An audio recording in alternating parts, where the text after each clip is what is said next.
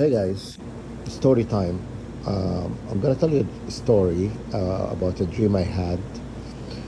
I was going to university at Mount Royal University in Calgary, Alberta, and remember that teacher. Uh, I mentioned him to you guys, Peter Schultz, and I saw him in a dream. At that point, I don't think, I was. I think the enemy was, before they enroll you into the program, they will study you. They will follow you around. They would hack into your phone. They would start doing stuff to study to figure you out before they enroll you.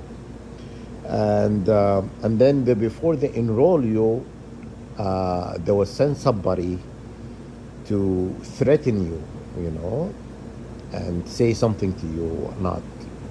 Because I had somebody I did not even know come out of nowhere telling me that my life is gonna get harder.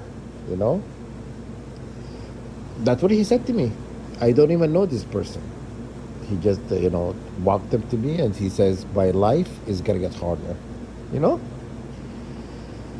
and I didn't know what he meant, and I just said, "Ah, whatever, buddy." And then at that point I was going to university, and was it the through my first year, and I yeah, it was my first year. I was taking classes and whatnot, and the first year I've taken classes with this professor I told you guys, Peter Schultz, that I did not like, but you know. He did not know I was a first year student, and I was taking classes. Took class on second year with him because I had classes from my previous school that I went to were transferred over, so they allowed me to take classes in the second year. Right away from the beginning. So he did not know I was a first year student, but I was taking classes in the second year. Anyhow, I ended up getting a B in his class. And so, anyhow, I saw in a dream, I was living in this big house. Okay, that's my dream, not the artificial dream they put me in. Is my actual dream. That before because once they know you are gifted, then they will attack your dream because they want to keep you in a blind side, not able to see what's coming. Because my dreams were, I see something before it happens. So they attack your dream to blind you, like, so you're not able to see what's coming. You understand? That's what they do. I told you why they do it. You know. Anyhow, my dream, because I woke up and I called one of my sisters, and I told her about the dream. So at that point, I was going to university, but I did not know if this professor, you know, I'm not gonna call him professor. He's a teacher. Anyhow, this teacher, the one who had the Buddha statue in his office. Obviously, he's been to India, and he. I was living in this big house, and then and somebody knocked on the door, and when I opened the door, and it was this guy. He tells me, "Oh, My father in his deathbed, he tells me like my father is in his deathbed, and he wants you to forgive him, right? He wants you to forgive him, and I just said to myself, forgive him for what? What did he do? But then I just thought to myself, why would I forgive this teacher for something? And I did not know what it was. So uh, I just woke up that morning and I called my sister and I said to her, "Oh, I want to tell you about a dream I had, and I just wanted you to tell me what, because she can break the dream down, can tell you what it means.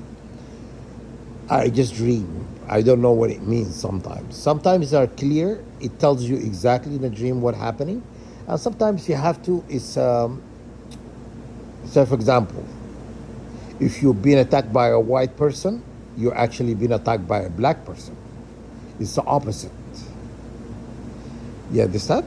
So if you see a white dog or a black cat, it means something completely different, right? So the color is important and stuff. So that's what is a dream. So like, and I don't know how to break dreams like that. Like, only if it's clear, you know. But anyhow, I called her and I told her this, and she tells me, "Oh, this professor done something to you. This teacher have done something to you, and he's dying. You need to forgive him." And I said to her, I did not want to let this person who came into my house to inside my house, and I said no. So I kicked this guy out of my place. Like I didn't even let him in. I kicked him out. And then it turned out, because I remember what he looks like. And then I end up meeting him, and then it dawned on me, and I said, then I did not think, when I met his son, I did not think that was his son. You know, until God told me that's his son. And then I remembered the dream I had, you know, and everything just kind of fell into place. I was like, oh, that person who came knocking on my door asking me to forgive his father because his father is dying is Peter Cho's son. Yeah. So you see that? That was all before my dream were invaded. I could still see things in a dream. I see things before it's happening and whatnot. Yeah. So yeah, that's a story, you know. And then I see him. I see the other dream. I saw the other dream. I think just not long after that one, where I saw him go into the mountain. I told you guys, and had my name on a piece of paper with sigil. He went with another teacher to bury my name. I did not know these people. These two people have gone. They have any affiliation to India or any of that. I did not. I know about India thing long after all these witches go to India to learn about manipulating energy, and you know, and mostly they are reptilian. I'm pretty sure he's reptilian, you know, because also I could see shadow people. You know, shadow people. I could see them, and one time I was at a friend's house, and I look by the window, no, at the door, by the door, at my friend's place. And who I see? I see this professor, this teacher, sorry,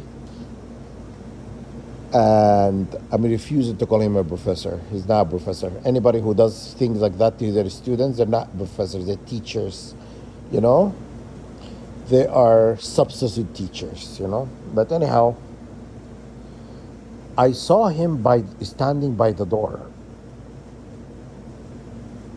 And I remember saying to him, Peter, is that you? And I look his thing, and then he left right away, you know? Okay? And so I could see, um, okay, when I've been attacked, I don't get attacked by the darkness. Whatever is attacking me all the time is always a light, always light. Demons, entity, and stuff, all of those, I think there are light beings. Darkness never attack me. I always see like lights going to the walls. I also see dark things, but not often. Mostly white light things are attacking me. And I see things going to the walls, in the ceiling. I see things by the windows and doors. I see things that are like, yeah, for example, at this coffee shop yesterday, when I was going there, I look by the door. Somebody there, some shadow person spying on me by the door. I look at them. I pretended I didn't see.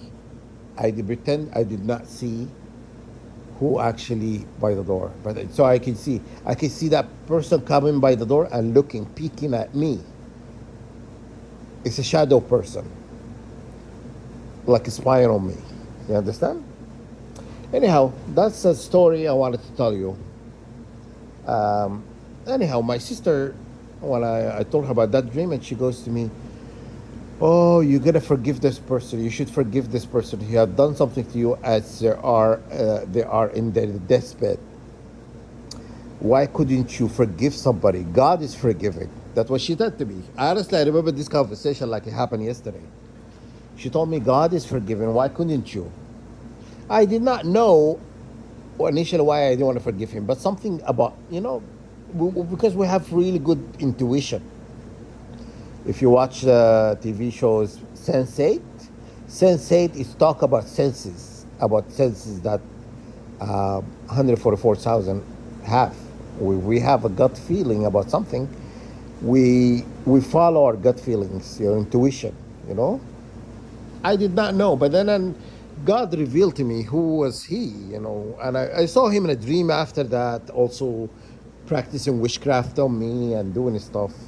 So I knew I made the right decision not to forgive him, you know. So similar to, I will not forgive somebody who intentionally tried to cause me harm. Like the girl next door, she's plugging something in her wall, on the other side of her wall, that's sending me like negative energy, or positive ions, or radiation, some sort of radiation coming from our apartment. Because I'm sleeping in a couch, in the living room. I usually I don't sleep in the bedroom, because they've been coming into my apartment when I'm sleeping through the balcony door. I told you guys somebody's been jumping in my balcony door and coming to my apartment. So I have one of these things, lock, the deadlock inside my main door, which is over there, and I sleep next to the balcony door. This is the balcony door. You see? Because I know that you're not gonna come through here. Because if I catch anybody coming through the balcony door, they're gonna be flying. If they don't know how to fly, they're gonna learn that day, you know. Anyhow, that's what my sister says, And then God revealed to me afterward It was him. He was practicing witchcraft on me and doing his stuff because he doesn't want to be exposed. When I went to, when I was gonna go to department head and speak to her about what's happening to me and stuff. Uh,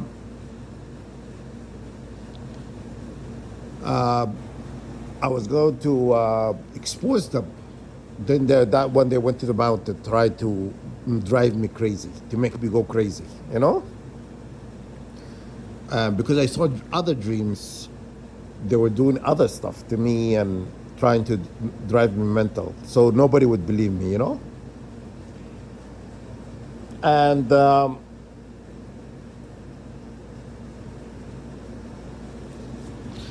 my gut feeling is telling me also the department head is involved. So, anyhow, in a nutshell, this dream, it revealed to me who's my enemy, who's attacking me.